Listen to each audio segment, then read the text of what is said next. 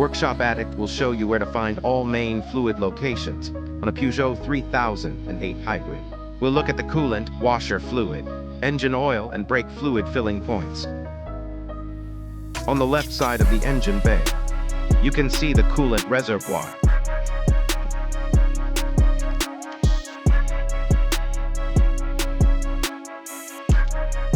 Next, this spot is for the windshield washer fluid, but in this car the cap is missing. Here is the engine oil filler cap, marked in yellow, and right next to it you can find the oil dipstick for checking the level.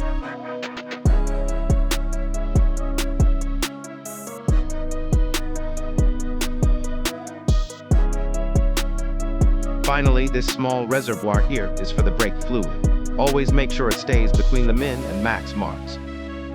That's it, all fluid locations under the hood of the Peugeot 3008 hybrid. Thanks for watching, and see you on Workshop Addict for more quick car guides.